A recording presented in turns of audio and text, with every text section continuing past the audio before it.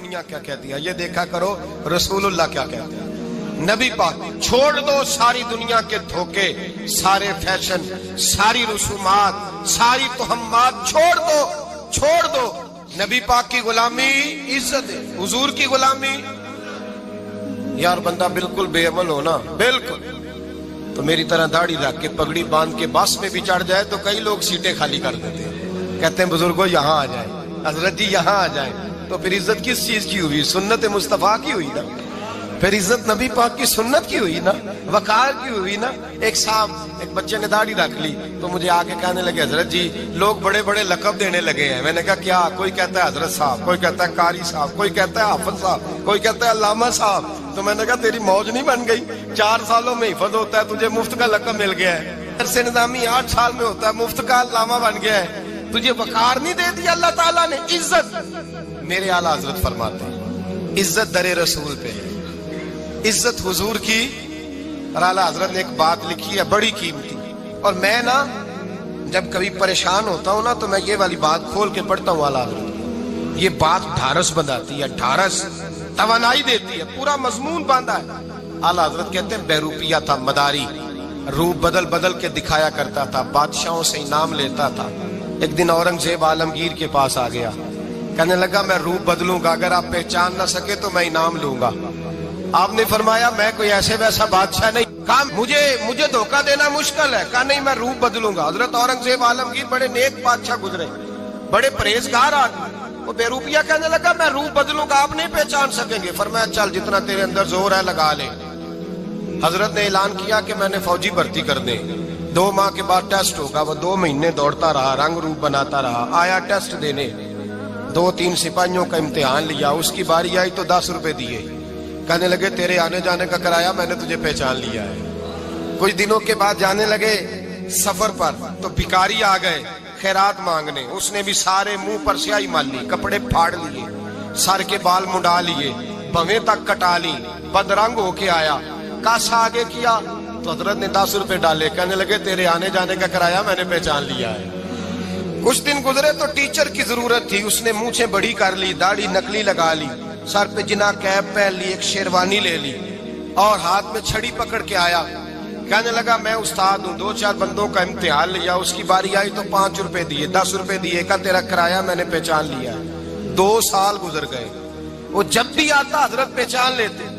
ایک دن سفر پہ جا رہے تھے، بہت بڑا لشکر تھا، جہاد کرنے جا رہے تھے اورنگزیب عالمگیر، تو دیکھا ایک پہاڑی ہے، پہاڑی پہ لوگ جا بھی رہے ہیں آ بھی رہے۔ اورنگزیب عالمگیر پوچھنے لگے یہاں کیا ہے؟ کہنے لگے ایک بابا جی بیٹھے ہیں دعا کرتے ہیں، اللہ کے نیک بندے ہیں۔ اورنگزیب کہنے لگے یار پرانے لوگ سارے ہی اللہ والوں کو مانتے، یہ بھی مصیبت آئی ہے جتنی نہیں آئی ہے، سارے لوگ ہی مانتے۔ کہنے لگے ذرا میں دعا نہ کرا لوں، اچھے کام جا رہا ہوں۔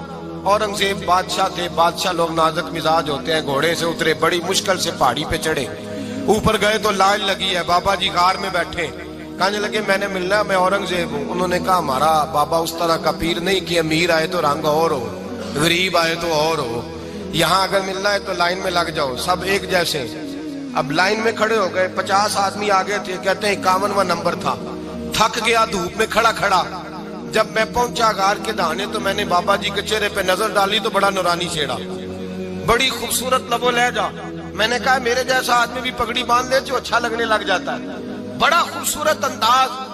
کہتے ہیں میں ان کے پاس اتحیات کی حالت میں بیٹھ گیا، میں نے کہا حضور میں جا رہا ہوں جہاد کرنے، دعا کرنا۔ بزرگوں نے ہاتھ اٹھائے، اللہ اس کی مدد فرما، دین کو غلبہ عطا فرما، اسے دین کا سچا پکا سپاہی بنا۔ پھر تھپکی دی، 2-4 نصیحتیں بھی کر ڈالی، دیکھنا ظلم نہ کرنا، زیادتی نہ کرنا، جب تو جیت نہ کرنا، غرور نہ کرنا، نصیحتیں بھی کر دی۔ کہتے ہیں اب جب میں اٹھا تو 2-4 دینار بطور نذرانہ مصلے کے نیچے رکھے، اور الٹے قدم جب میں غار سے اترا انہوں نے رومال جھاڑا اور اٹھ کے کھڑے ہو گئے، کہنے لگے آج نہیں تو نے پہچانا، آج نہیں تو نے پہچانا، میرا انعام بنتا ہے، آج نہیں پہچانا، لا پیسے۔ اورنگزیب کہنے لگا یار تو نے حد کر دی، کہاں چڑھا کہاں کھڑا رہا، دھوپ میں تھک گیا، کمال کر دی بھائی تو نے، بتا تو کیا لے گا، اب تو دیکھ جلدی بتا، کتنے لوگ پیچھے دھوپ میں کھڑے ہیں، لشکر سارا کھڑا ہے، کیا لے گا؟ اس نے کہا سب سے قیمتی ہیرے وہ ہے جو تیرے سر کے تاج میں لگے ہوئے ہیں، مجھے تیرا تاج چاہیے۔ او بھائیو سننا اور یاد رکھنا، میرے اعلیٰ حضرت کہتے ہیں بادشاہ نے سر کے اوپر سے تاج اتارا، بہروپیے کے قدموں میں رکھا اور کہنے لگے یہ لے، اور یہ تو تیرا مانگنے پر میں نے دیا ہے نا، میں واپس آتا ہوں تو آنا میں اپنی مرضی سے بھی تجھے دوں گا۔ تو نے اورنگزیب جیسے بندے کو دھوکہ دیا، آنا میں اس وقت بھی دوں گا۔ وہ دے کر بس بات ختم ہو گئی، حد ہو گئی۔ دے کر کہتے ہیں جب میں پلٹا نا واپس، بہروپیے نے آواز دی بادشاہ ٹھہر جا، تو میں نے پلٹ کے دیکھا تو کہنے لگے یہ اپنا تاج لے جا، اٹھا اور لے جا۔ میں نے کہا 2 سال بیت گئے تجھے محنت کرتے، آج قابو آیا تو لے جاؤ۔ کہنے لگا لے جا، مسئلہ سمجھ میں آ گیا۔ میں نے کہا مجھے بھی تو سمجھانا۔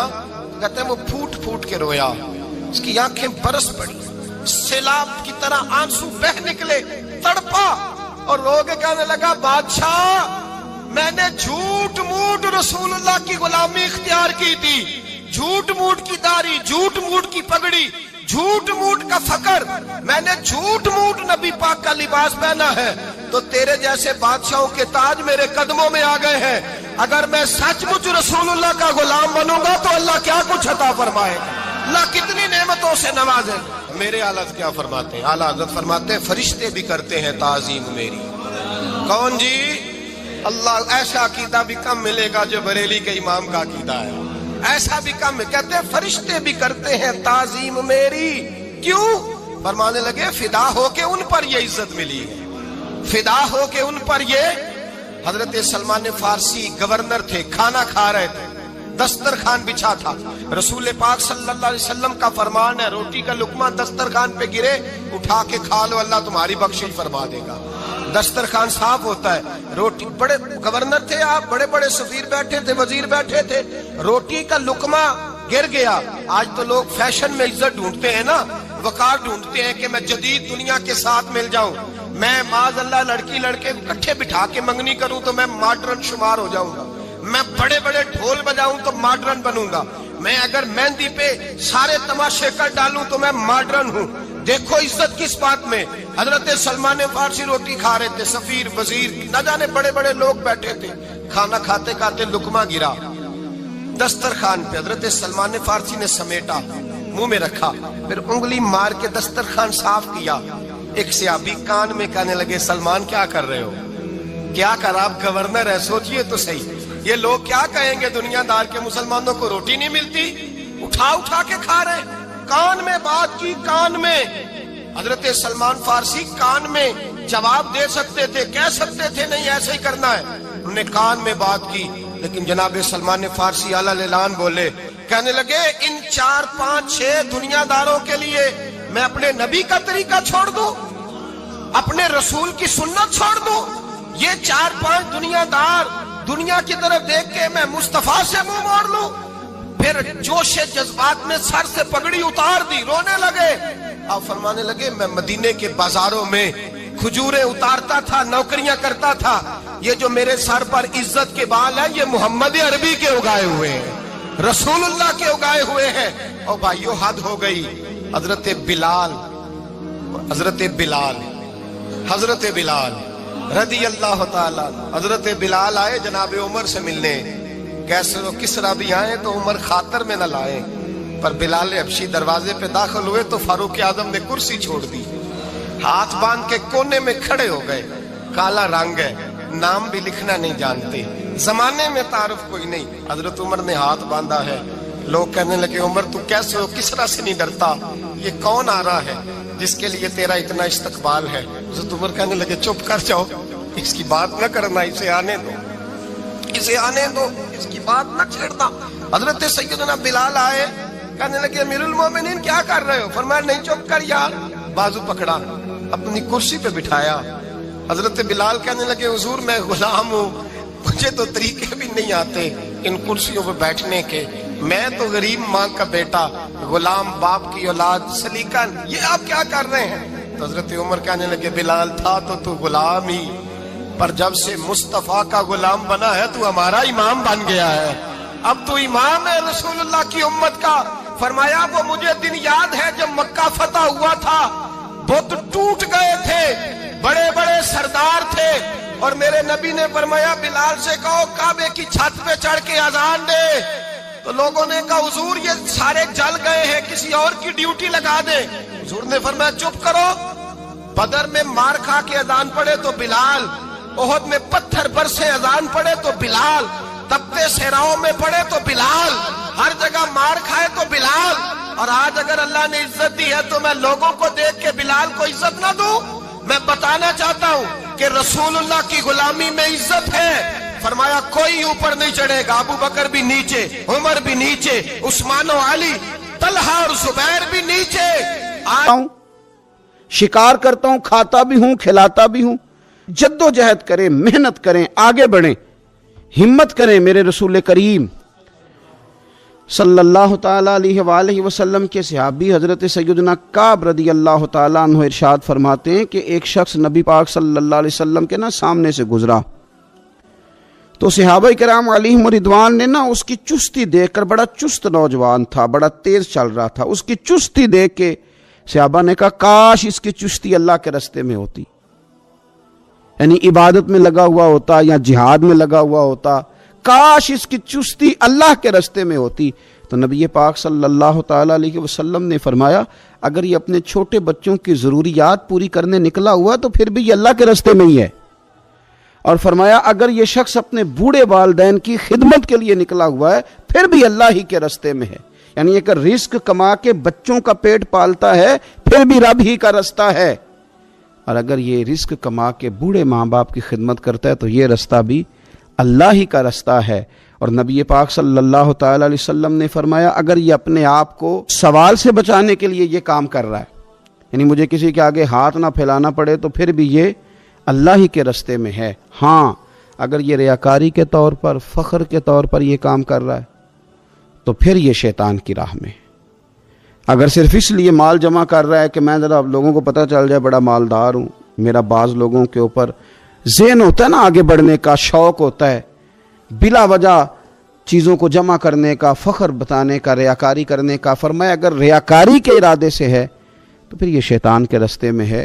اور اگر یہ بوڑھے ماں باپ کے لیے رزق کما رہا ہے, چھوٹے بچوں کے لیے کما رہا ہے, اپنے آپ کو سوال سے بچانے کے لیے کما رہا ہے, تو پھر یہ اللہ ہی کے راستے میں, پھر یہ جہاد ہی کر رہا ہے, پھر یہ عبادت ہی میں مشغول ہے, یہ اللہ ہی کے راستے میں. رسول کریم صلی اللہ تعالیٰ علیہ وسلم نے جو سبق ہمیں پڑھایا وہ صرف یہ ہے کہ رزق کماتے وقت تمہاری نیت کا اعتبار ہے. تمہارا ارادہ کیا تھا رزق کماتے وقت؟ ارادہ کیا تھا؟ بہت بڑے بنگلے بنانے کا ارادہ تھا, جائیدادیں جمع کرنے کا ارادہ تھا, بعض رشتہ داروں کو نیچا دکھانے کا ارادہ تھا, بلا وجہ ڈینگے مارنے کا اور اونچی اونچی باتیں کرنے کا ارادہ تھا, یا تمہارا ارادہ یہ تھا کہ حلال آ جائے تاکہ میں سوال سے بچ جاؤں, تاکہ مجھے کسی کے سامنے ہاتھ نہ پھیلانا پڑے؟ یہ حدیث ہمیں صحیح بخاری میں ملتی ہے. نبی پاک صلی اللہ تعالیٰ علیہ وسلم نے فرمایا بے شک مال بڑا سرسبز ہے اور بڑا میٹھا ہے. فرمایا جس نے اچھی نیت کے ساتھ مال حاصل کیا بڑا میٹھا ہے, بڑا سرسبز ہے, اور جس نے اچھی نیت کے ساتھ حاصل کیا اللہ اسے برکت عطا کر دے گا. تھوڑے پیسوں میں برکت ہو جائے گی, تھوڑے میں بھی. کئی دفعہ تھوڑے پیسے ہوں گے پر ختم نہیں ہوں گے, ان میں برکت ہو جائے گی نیت اگر ٹھیک ہے.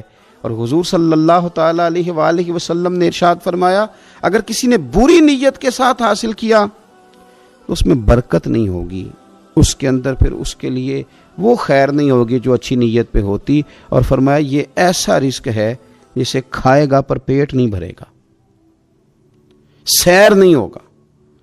رزق کس نے کھا لیا ہے, چونکہ نیت یہ تھی کہ تفاخر کے لیے جمع کرنا, دولت ہونی چاہیے, بنگلہ ہونا چاہیے, لوگوں کو پتہ چلے کہ یہاں بھی ایک سیٹھ صاحب ہوتے ہیں. تو یہ نیت پر ڈپینڈ کرتا ہے کہ آپ کا ارادہ رزق کماتے کیا ہے. بہت زیادہ محنت کرنے کی کوشش کریں, بالخصوص نوجوان اپنے دلوں کے اندر یہ جد و جہد پیدا کریں کہ ہم نے محنت کر کے رزق کمانا ہے. یہ جو ہاتھ پھیلاتے ہیں یہ بزدل لوگ ہوتے ہیں, یہ کمزور لوگ ہوتے ہیں.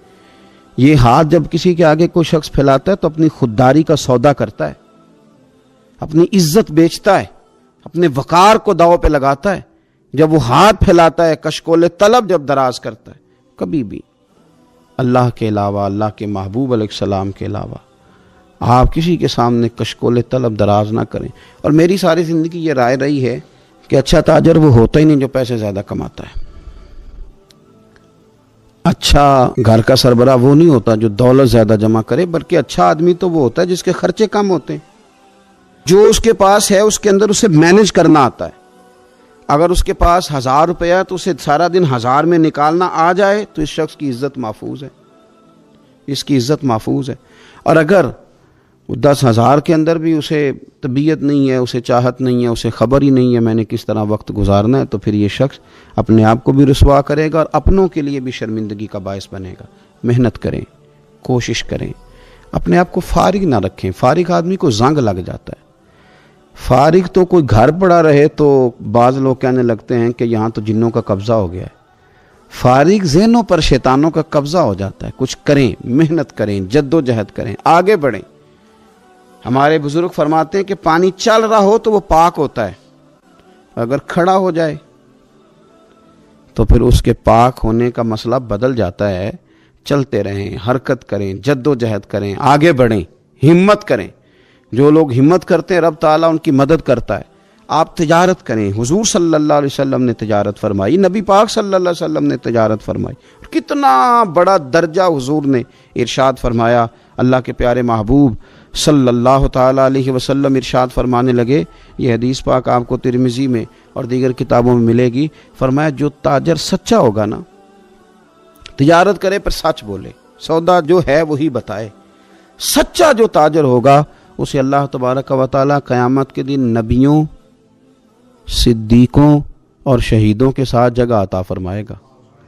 اور یہ اتنا بڑا درجہ، یعنی اسے صدیقین کے ساتھ کھڑا کر دیا، شہداء کے ساتھ، حالانکہ یہ شہید نہیں ہوا، یہ تو دکان کرتا رہا وقت پہ، اللہ نے اسے اپنے انبیاء کے ساتھ جگہ دے دی۔ اس کا مطلب ہے رب صرف مسجد میں نہیں ملتا، دکان پہ بھی مل جاتا ہے۔ شرط یہ ہے کہ دیانتداری کے ساتھ تجارت کی جائے، دیانتداری کے ساتھ۔ ایک تو یہ کہ یہ کام کریں، پھر یہ کہ بہت سارے صحابہ کھیتی باڑی کرتے تھے، بہت سارے صحابہ، اور حضور صلی اللہ تعالی علیہ وسلم نے فرمایا اگر تم نے کوئی درخت لگایا، پودا لگایا، تو جو بھی جاندار اس سے نفع حاصل کرے گا اللہ تمہیں اس کا اجر عطا کرے گا۔ کوئی بھی آپ کھیتی باڑی کریں، محنت کریں، جد و جہد کریں، پھر اس سے آگے ہاتھ سے مزدوری کرنا ہے، ہاتھ سے مزدوری۔ میرے دادا جان کا انتقال، ان کی عمر 90 سال سے زیادہ تھی جب وہ دنیا سے گئے تھے۔ تو آخری دن غسل کے بعد جب میں نے ان کے ہاتھ کو کھولا تھا تو تب بھی ان کے ہاتھوں پر محنت کے نشان تھے، ابھی بھی ان کے ہاتھوں پہ چھالے تھے، وہ جو پکے پڑ گئے تھے نا وہ ساری زندگی رہے میرے والد صاحب کے ہاتھوں پہ ہمیشہ۔ کیونکہ دامان توکل کی یہ خوبی ہے کہ اس پر پیوند لگے ہوتے ہیں پر دھبے نہیں ہوتے۔ محنت آپ کریں، محنت کے نشان ہونے چاہیے، کرپشن کے داغ نہیں ہونے چاہیے۔ آپ تھک جائیں کام کرتے، لیکن میرے بھائی اس طرح نہ ہو کہ لوگ، میں نے کئی دفعہ کہا ہے کہ روب کپڑوں کا نہیں ہوتا، روب تو کردار کا ہوتا ہے۔ کروڑوں روپے کا آپ مکان بنا لیں، گاڑی خرید لیں، لیکن آپ کا پیسہ کرپشن کا ہے تو لوگ دروازے کے سامنے کھڑے ہو کے کہتے ہیں 2 نمبر طریقے سے کمایا۔ لیکن چھوٹا سا کوئی ملازم ہو کسی دفتر میں، ہو دیانتدار، تو لوگ دروازے کے سامنے بڑا افسر بھی کھڑا ہو کے کہتا ہے یار یہ بندہ نہ رشوت لیتا ہے نہ ناجائز سفارش سنتا ہے، اس سے ذرا احتیاط سے بات کرنی ہے۔ تو بتلائیے روب کپڑوں کا ہے کہ کردار کا ہے، دولت کا ہے کہ کردار کا ہے؟ کردار کی عظمت ہوتی ہے۔ اس لیے میرے نبی پاک صلی اللہ تعالی علیہ وسلم نے فرمایا کسی بندے نے بھی، یہ بخاری ہے، حضور فرماتے ہیں کسی نے بھی اپنے ہاتھ سے زیادہ بہتر کھانا کوئی نہیں کھایا، اپنے ہاتھ کی کمائی سے زیادہ بہتر کسی بندے نے کھانا نہیں کھایا۔ اور فرمایا اللہ کے نبی حضرت داؤد علیہ السلام اپنے ہاتھوں سے کمائی کر کے کھایا کرتے تھے، اپنے ہاتھوں سے محنت کر کے کھاتے تھے۔ سب سے بہترین کھانا آپ وہ کھاتے ہیں جو آپ اپنے ہاتھوں سے محنت کرتے ہیں، مشقت کرتے ہیں، آپ کوشش کر کے جو کھانا آپ محنت کر کے کماتے ہیں۔ یہ مزدور بڑے شاندار لوگ ہوتے ہیں، یہ کسان بڑے شاندار لوگ ہوتے ہیں۔ میں نے دیکھا ہے رات کی تنہائیوں میں اٹھ اٹھ کے کھیتوں کو پانی لگاتے ہیں۔ میں نے ان کو جانوروں سے پیار کرتے دیکھا ہے، ان کو محبت کرتے دیکھا ہے۔ میں نے دیکھا ہے کہ یہ بہت سارے دنیاوی تکلفات سے نکل جاتے ہیں، ان کو زیادہ فکر نہیں رہتی کہ میرے کپڑوں پہ دھبے ہیں کہ یہاں کس طرح کا ماحول ہے۔ میں نے دیکھا ہے کہ ان کی عیدیں تک اپنے جانوروں کے ساتھ گزرتی ہیں، ان کے ساتھ وقت گزارتے ہیں، پیار کرتے ہیں۔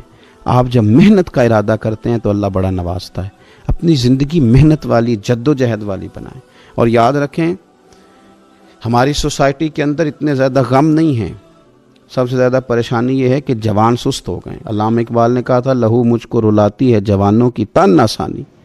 جوان اصل میں کمزور ہو گئے، اس لیے خرابی زیادہ بڑھ گئی. اگر جوان تازہ دم ہوں، سستی کو چھوڑیں، آگے بڑھنے کا جذبہ پیدا کریں. اٹھ باندھ کمر کیوں ڈرتا ہے، پھر دیکھ خدا کیا کرتا ہے. کوشش کریں، ہمت کریں، محنت کے ساتھ رزق کمائیں، اپنوں کا سہارا بنیں، اپنوں سے پیار کریں. اتنے زیادہ غریب لوگ نہیں ہیں ہمارے ہاں. صرف یہ ہے کہ جو محنت کر سکتے ہیں انہوں نے محنت چھوڑ دی ہے. سورہ ابراہیم کی پہلی آیہ مبارکہ میں فرمایا کہ الف لام را کتاب انزلناہ الیک لتخرج الناس من الظلمات الی النور. فرمایا اے محبوب علیہ السلام، یہ کتاب ہم نے آپ پر نازل کی ہے تاکہ آپ لوگوں کو اندھیروں سے نور کی طرف لے جائیں، تاکہ آپ لوگوں کو اندھیروں سے نکال کے نور عطا فرما دیں. بِإِذْنِ رَبِّهِمْ إِلَى صِرَاط، اور اپنے رب کے حکم سے اپنے رب کے رستے کی طرف لوگوں کو لے جائیں. العزیز الحمید، وہ رب جو بڑا غالب بھی ہے اور جو حمد کیا گیا ہے، جس کی حمد کی جاتی ہے، اس کے رستے کی طرف آپ لوگوں کو لے جائیں. من الظلمات الی النور، لوگوں کو اندھیروں سے نکالیں اور ظلمات سے نکال کے انہیں نور دیں. ہمارے مفسرین کرام نے یہاں لکھا ہے کہ یہ دیکھ لیں کہ قرآن مجید نے ظلمات، اندھیرے جب بیان کیے تو جمع کا صیغہ استعمال کیا، اور جب الی النور کہا تو واحد کا صیغہ استعمال کیا. ظلمات زیادہ ہیں اور نور ایک ہے، اندھیرے زیادہ ہیں اور روشنی ایک ہے. معنی کیا ہے کہ کائنات میں جتنے بھی اندھیرے ہیں ان سب سے دور کرنے والی روشنی ایک ہی ہے جو مدینے والے رسول کے پاس موجود ہے، جو نبی پاک صلی اللہ علیہ وسلم کی بارگاہ میں موجود ہے، جو حضور کے پاس موجود ہے. یہ روشنی ایک ہی ہے. اندھیرے بے شمار ہیں، کثرت سے اندھیرے ہیں. ایک اندھیرا کفر کا ہے، ایک اندھیرا نفاق کا ہے، ایک اندھیرا جہالت کا ہے، ایک اندھیرا غربت کا ہے، ایک اندھیرا تنہائی کا ہے، ایک اندھیرا مایوسی کا ہے. یہ سارے اندھیرے ہیں. نکلیں گے کیسے؟ جب ہم کسی اور سے روشنی نہیں لیں گے، روشنی لیں گے رسول پاک کی بارگاہ سے. اعلیٰ حضرت فاضل بریلوی رحمۃ اللہ تعالیٰ علیہ نے ایک بات یہاں بیان فرمائی ہے، وہ بڑی عجیب اور بڑی انوکھی ہے. اعلیٰ حضرت فرماتے ہیں کہیں اور سے تم روشنی لوگے نا تو یہ پہر دو پہر رہے گی. یہ جتنی چاندنی، جتنی روشنی ہے یہ ڈھل جاتی ہے، ڈھل رہی ہوتی ہے. یہ چاند کی جو چاندنی ہے نا یہ ڈھلتی ہے، پورے عروج پہ جاتا ہے، پھر کم ہوتا ہے، پھر کم ہوتا ہے، پھر کم ہوتا ہے، پھر کم ہوتا ہے. فرماتے ہیں ایک روشنی ایسی ہے جو کبھی کم نہیں ہوتی، اور اس روشنی کا نام نور مصطفیٰ ہے صلی اللہ تعالی علیہ وسلم. فرمانے لگے ماہ مدینہ اپنی تجلی عطا کریں، اے ماہ مدینہ اپنی تجلی عطا کریں. یہ ڈھلتی چاندنی تو پہر دو پہر کی ہے، یہ جو ہمارے پاس چاند کی چاندنی ہے یہ تو ڈھل رہی ہے، پہر دو پہر رہے گی. اے ماہ مدینہ آپ اپنی تجلی عطا. یا رسول اللہ ایک اندھیرے سے نکلیں گے دوسرے میں گم ہو جائیں گے، دوسرے سے نکلیں گے تو پتہ نہیں کون سا رستہ ملے گا، آپ مہربانی کریں، اے ماہ مدینہ ہمیں اپنی تجلی عطا کریں، آپ اپنا کرم فرمائیں. اندھیرے بہت سارے ہیں، نور ایک ہی ہے، نور ایک ہی ہے، اور اس نور کا نام محمد مصطفیٰ ہے صلی اللہ تعالی علیہ وسلم. نور ایک ہے. میرے عزیز آپ جتنا مرضی بھاگ لیں، جتنا مرضی دوڑ لیں، جتنی مرضی آپ ترقی کر لیں، پڑھ لیں، جو مرضی کر لیں، اندھیرے پیچھا نہیں چھوڑتے. اس لیے کہ یہ اندھیرے گہرے ہیں، ان کے مختلف روپ ہیں، ان کے مختلف رنگ ہیں، یہ مختلف طرح کے اندھیرے ہیں. یہ آپ کا پیچھا تب چھوڑیں گے جب آپ نور مصطفیٰ سے روشنی حاصل کریں. میرے رسول پاک صلی اللہ علیہ وسلم نے ہمیں روشنی دی ہے. میلاد والے محبوب صلی اللہ تعالی علیہ وسلم نے ہمیں نور دیا ہے، اور ہر موقع پر روشنی دی ہے. ہر موقع پر کسی ایک موضوع پر آپ رسول پاک صلی اللہ تعالی علیہ وسلم کی کسی ایک موقع پر آپ حضور کی تعلیمات حاصل کرنا چاہیں گے تو درجنوں حدیثیں ملیں گی. آپ کو سینکڑوں کے لحاظ سے اشارے اور تعلیمات ملیں گی، ہر چیز آپ کو میسر آئے گی اور آپ کو لطف آئے گا۔ میں کل ایک بزرگ کی بات سن رہا تھا، مجھے بڑا مزہ آیا۔ وہ حدیث پاک بیان کر رہے تھے کہ نبی پاک صلی اللہ علیہ وسلم نے فرمایا کہ میں اور یتیم کو پالنے والا قیامت کے دن اس طرح ہوں گے جس طرح یہ دو انگلیاں جڑی ہوئی ہیں۔ تو فرمانے لگے دیکھ لو میرے نبی پاک کے لفظ بھی محفوظ ہیں اور میرے نبی کے اشارے بھی کتابوں میں محفوظ ہیں۔ یعنی حضور نے دو انگلیوں کا اشارہ کیا تھا تو ہر محدث نے وہ نوٹ کیا ہے، حضور کے اشارے تک محفوظ ہیں کتابوں، یعنی باقاعدہ حضور نے، وہ الگ بات ہے نا، وہ معاملہ الگ ہے کہ سورج چڑھا ہوا ہے، روشنی پھیلی ہوئی ہے، لیکن ایک بندے نے اس طرح کیا ہے کہ پچھلے کمرے میں سویا ہے، اب چونکہ اس کا سونے کا ارادہ ہے، اسے اندھیرے سے پیار ہے، اس نے لائٹ بھی بند کر دی ہے، دروازہ بھی بند کر دیا ہے، اور کھڑکی سے تھوڑی سی روشنی آ رہی تھی، اس کے آگے بھی پردہ کر دیا، لوگوں کو کہتا ہے روشنی کوئی نہیں، نور ہی کوئی نہیں، اندھیرا بڑا ہے، تو اسے کہیں گے بے وقوف، تو اپنی کھڑکی تو کھولنا پہلے، تو اپنا پردہ ہٹا، تو یہ دیکھ کہ تو نے خود دروازہ، وہ تو آفتاب چمک رہا ہے، وداعیا الی اللہ باذنہ وسراجا منیرا، حضور کی نبوت کا آفتاب چمک رہا ہے، کوئی سیکھنے ہی نہیں نکلتا، ٹائم ہی کوئی نہیں، مصروفیت ہی بڑی ہے۔ نکاح کا ٹائم آیا تو ساری چیزیں سیکھ لیں، آداب نکاح نہیں سیکھے، قرآن و سنت نکاح کے بارے میں کیا فرماتے ہیں یہ نہیں سیکھے، سارے لوگ لگے ہوئے ہیں ڈیوٹی کرنے، شادی آ گئی، شادی آ گئی، کپڑے بنا لو، لیکن جو میاں بیوی کے حقوق تھے وہ نہیں سیکھے کسی سے جا کے، تو شادی کے چوتھے دن ہی لڑائی شروع ہو گئی۔ اگر یہ آداب کا، انداز کا پہلے سے پتا ہوتا تو گھر کپڑوں سے سکھی نہیں رہتا، ایک دوسرے کے ساتھ محبت ہو تو گھر سکھی رہتا ہے، تو جو اصل چیز تھی وہ سیکھی نہیں۔ یہی رویہ ہمارا سارے کاموں میں، محبوب نے جو ہمیں ہدایت عطا فرمائی تھی، جو روشنی دی تھی، ہم نے اس سے فائدہ نہیں لیا۔ اور اب میلاد شریف کا مہینہ آیا ہے تو میلاد شریف کا مہینہ بھی آپ نے یہ محفلیں ان لوگوں کے سپرد کرنی ہیں جو اللہ خیر کرے، ہاتھ میں جن کے سپیکر ہوگا، کبھی بھاگ کے ادھر جائیں گے، کبھی دوڑ کے ادھر جائیں گے، اور وہ کہیں گے کہ ہاں میں تمہیں میلاد سنا رہا ہوں، تمہیں کیا پتا، میں بتاتا ہوں۔ آپ نقطے نہ بیان کریں، آپ میلاد والے رسول صلی اللہ علیہ وسلم کی سیرت کا ایک باب کھولیں، آپ بتائیں نبی پاک صلی اللہ علیہ وسلم نے بحیثیت باپ کیسے وقت گزارا ہے، بحیثیت ایک شوہر کے کیسے وقت، آپ ایک ایک چیپٹر سیرت کا کھولیں، آپ لوگوں کو تعلیم دیں، بس کریں، کروڑوں روپیہ جلسوں پہ لگتا ہے، کیا دے رہے ہیں آپ قوم کو، اور قوم بھی کہتی ہے بڑا چسکا آیا، بڑے نقطے سنے، کچھ آداب بھی سیکھے، اس میں سے ملا بھی، یہ محفل ہے، آج کو میلہ نہ بنائیں، میلہ اور ہوتا ہے، محفل اور ہوتی ہے۔ میلے میں لوگ جاتے ہیں، گھوم پھر کے آتے ہیں، کہتے ہیں پنگوڑے اچھے تھے، اس کے اندر کھلونوں کی دکانیں اچھی تھی، میلہ میلہ ہوتا ہے اور محفل محفل ہوتی ہے، تو محفل کو محفل بنائیں، میلہ نہ بنائیں، مہربانی فرمائے۔ میرے عزیز، آپ میری بات پر غور کریں گے اور اسے یاد رکھیں گے، ایک تو ہے کہ ایز اے اسپیشل میرے نبی پاک نے تعلیمات، اور ایک یہ کہ حضور ویسے کسی سے گفتگو کریں تو اللہ اسے ہدایت عطا فرما دے۔ سیرت النبویہ میں موجود ہے، حضرت بریدہ اسلمی رضی اللہ تعالیٰ عنہ صحابی ہیں، وہ فرماتے ہیں کہ جب ابو جہل نے اعلان کیا نا کہ جو معاذ اللہ ثم معاذ اللہ نقل کفر نہ باشد، حضور ہجرت کر کے مکہ مکرمہ سے مدینہ طیبہ جا رہے، تو جو سید عالم صلی اللہ علیہ وسلم کو گرفتار کرے گا اسے 100 سرخ اونٹ دیے جائیں گے۔ آج ہمارے زمانے میں سائیول نسل کی گائے بھینس بڑی مہنگی ہے، تو 100 گائیں وہاں سے لے آئیں تو کتنے کروڑ بنا۔ عرب میں سرخ اونٹ بڑا مہنگا تھا، اور 100 ملے گا تو بڑے بڑے لوگوں کے لیے بڑا اچھا موقع مل گیا امیر بننے کا، تو بڑے لوگ بھاگے۔ بریدہ کہتے ہیں میں اکیلا نہیں، 70 بندے میں نے ساتھ لیے، چونکہ انعام ہی بہت تگڑا تھا، 70 بندے ساتھ لے کے میں گیا حضور کو گرفتار کرنے۔ تو مکہ مکرمہ سے کوئی 70-75 کلومیٹر کے فاصلے پر میں نے نبی پاک صلی اللہ علیہ وسلم اور جناب صدیق اکبر کو پا لیا۔ کہتے ہیں جب 70 سواروں کے ساتھ، ان کے ہاتھ میں نیزے ہیں، تلواریں ہیں، ان 70 سواروں کے ساتھ جب میں وہاں پہنچا اور جناب صدیق اکبر رضی اللہ تعالیٰ عنہ نے ہمیں آتے ہوئے دیکھا تو تھوڑا گھبرائے۔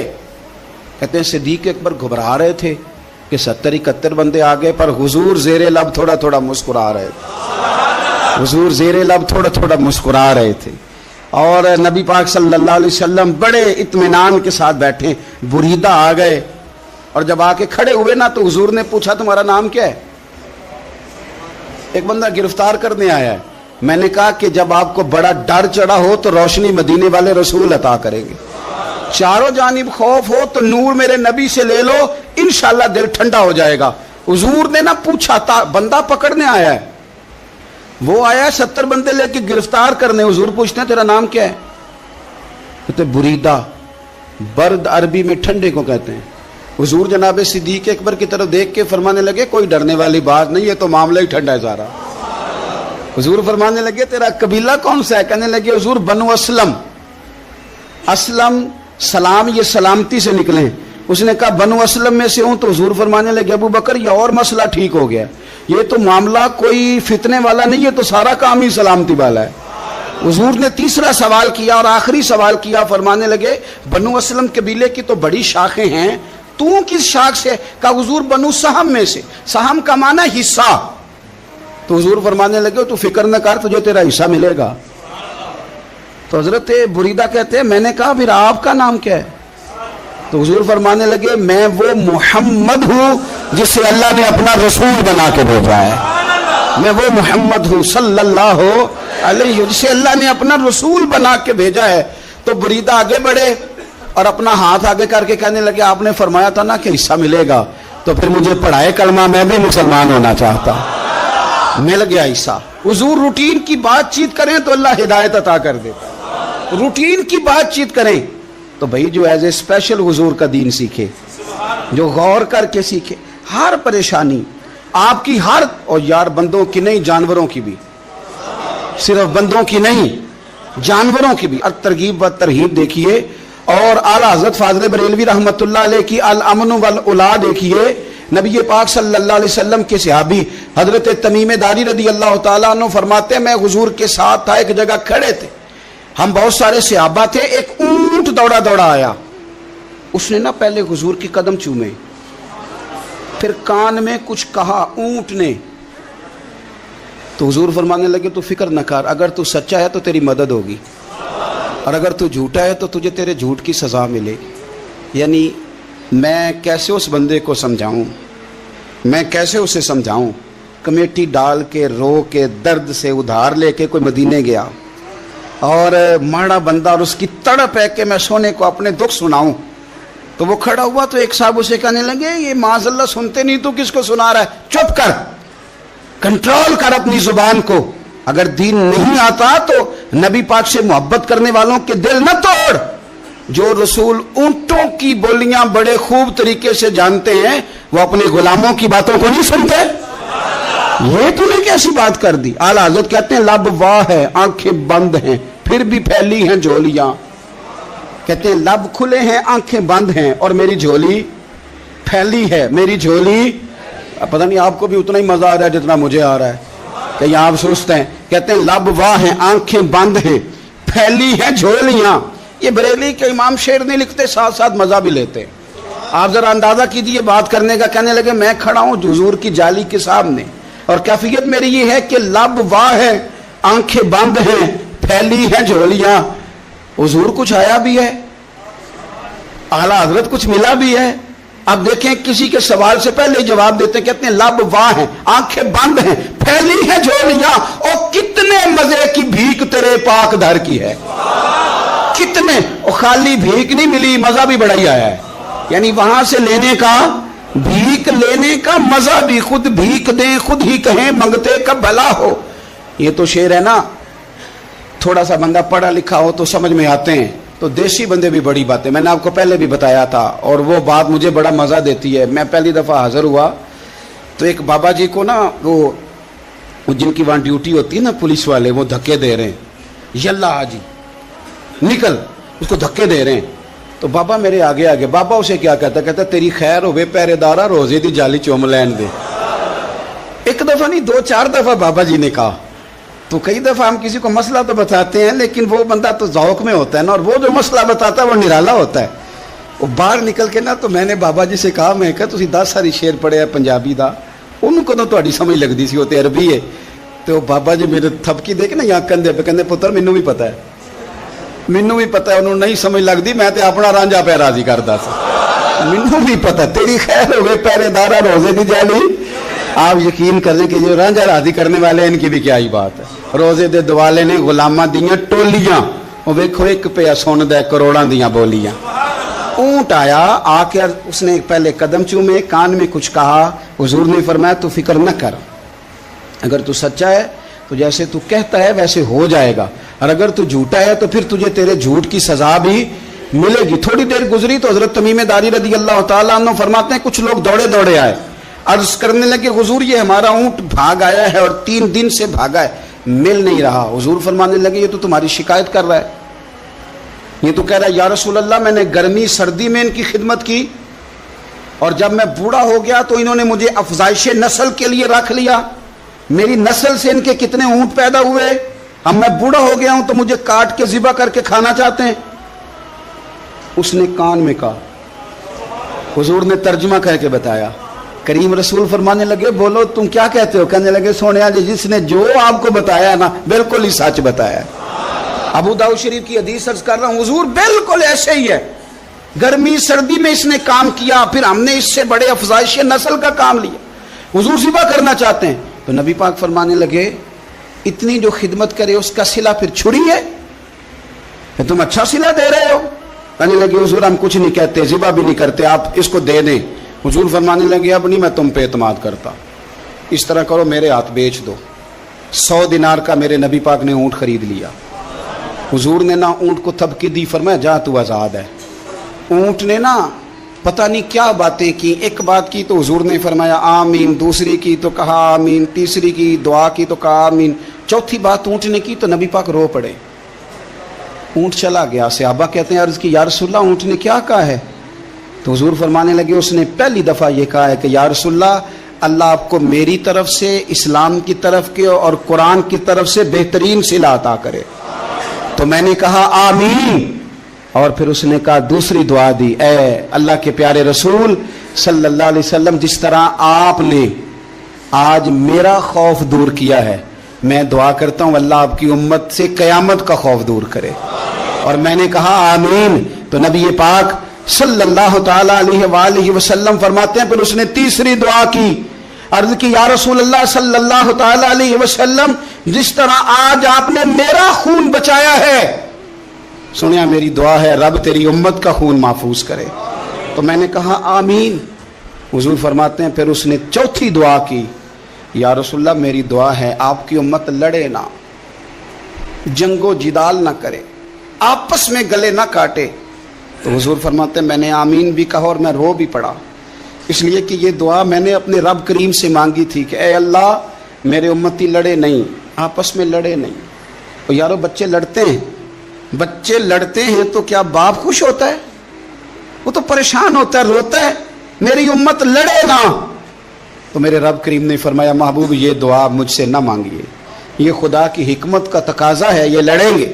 تو نبی پاک صلی اللہ علیہ وسلم فرماتے ہیں جب لڑائی کی بات کی تو میں نے پھر اس وقت میں عبدیدہ ہو گیا, میں رو پڑا. یہ نازک مسئلہ ہے, تکلیف والا ہے کہ یہ لڑیں گے, کچھ لوگ فرقے بنا لیں گے, الگ عقیدے گھاڑ لیں گے اور سچے سچے مسلمانوں سے لڑیں گے.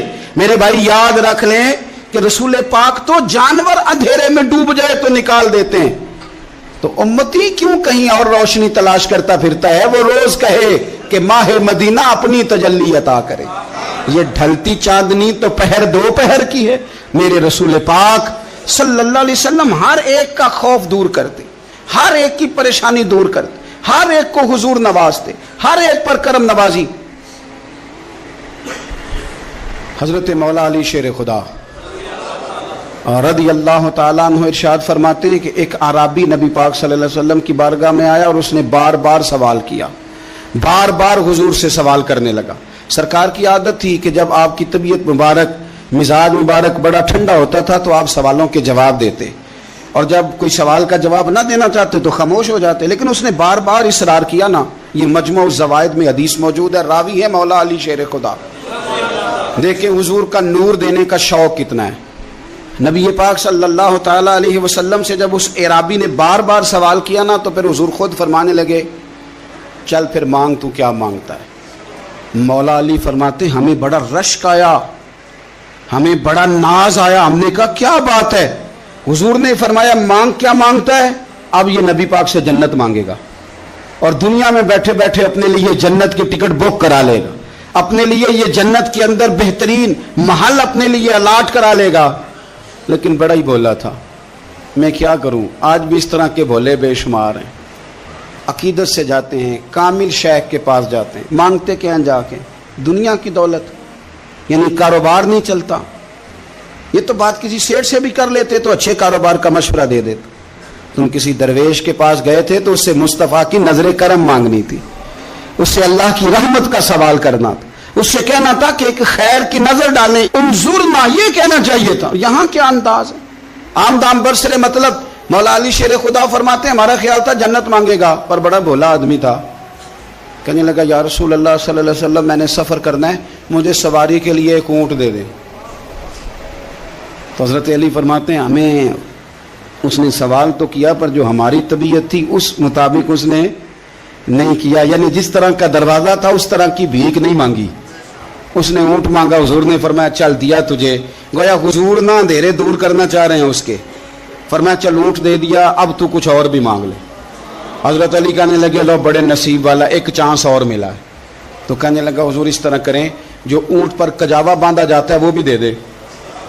تو حضرت علی شیر خدا فرمانے لگے ہم نے کہا تیرا اللہ بھلا کرے, تو کہاں اڑ گیا ہے. حضور نے نا مسکرا کے ایک تیسرا موقع دیا, فرمایا چل تجھے کجاوا بھی دیا, کچھ اور مانگ لے. کہنے لگا حضور سفر بڑا لمبا ہے, آنے جانے کا خرچہ بھی دے دے. تو سرکار دو عالم صلی اللہ علیہ وسلم مسکرائے, فرمایا جا تجھے دیا. پھر حضور نے ایک مثال بیان کی اور فرمایا تجھ سے تو بنی اسرائیل کی وہ بوڑھی ہی اچھی تھی. یا رسول اللہ کون سی؟ فرمایا حضرت موسیٰ علیہ السلام جب اپنے وطن سے ہجرت کر رہے تھے, گھوڑوں پر بیٹھے, اونٹوں پر بیٹھے, لیکن اونٹ گھوڑے جاتے نہیں تھے, واپس لوٹتے تھے. تو حضرت موسیٰ علیہ السلام نے عرض کی اللہ یہ جاتے کیوں نہیں؟ تو رب کریم نے فرمایا اس لیے نہیں جاتے کہ جہاں سے آپ ہجرت کر رہے ہیں نا وہاں ایک جگہ پہ حضرت یوسف علیہ السلام کا تابوت دفن ہے. جناب یوسف علیہ السلام کی قبر مبارک ہے, آپ وہ تابوت بھی نکال کے ساتھ لے جائیں. یہ اگر رب نے بتا دیا تو اللہ یہ بھی تو بتا سکتا ہے نا کہ قبر کہاں ہے. یہ بتا دیا تابوت کہاں, یہ نہیں بتایا. تابوت لے جائیں یہ نہیں بتایا کہاں ہے. یہ حضرت موسیٰ علیہ السلام آپ خود تلاش کریں گے تو حضرت موسیٰ علیہ السلام نے بنی اسرائیل کے لوگوں سے پوچھا کہ وہ کہاں ہیں تابوت حضرت یوسف کا. تو وہ کہنے لگے ہمیں تو نہیں پتہ, ایک بوڑھی اماں ہے پرانی اسے پتہ ہے. حضرت موسیٰ علیہ السلام اس بوڑھی سے ملے تو فرمایا بتا دے کہ وہ تابوت کہاں ہے, حضرت یوسف کی قبر کہاں ہے. آج لوگ کہتے ہیں مزاروں پہ نہیں جانا چاہیے, تو پڑھو نا یہ حدیث کھول کے. نبی پاک صلی اللہ تعالی علیہ وآلہ وسلم فرماتے ہیں کہ دیکھو قبر کا رستہ, مزار کا رستہ بتانے کا وہ عورت قیمت مانگ رہی ہے. حضرت موسیٰ کی ملاقات ہوئی تو آپ نے فرمایا مت میں پتہ ہے جناب یوسف کا مزار کہاں ہے, قبر کہاں ہے؟ کہنے لگی پتہ ہے. تو آپ نے فرمایا بتا دے. کہنے لگی مفت کیسے بتا دوں, ابھی تو لوگوں کو مزاروں پہ جانے کی دلیل نہیں مل رہی, اور یہاں وہ بوڑھی کہتی اور بیان کر رہے ہیں میرے نبی پاک صلی اللہ علیہ وسلم.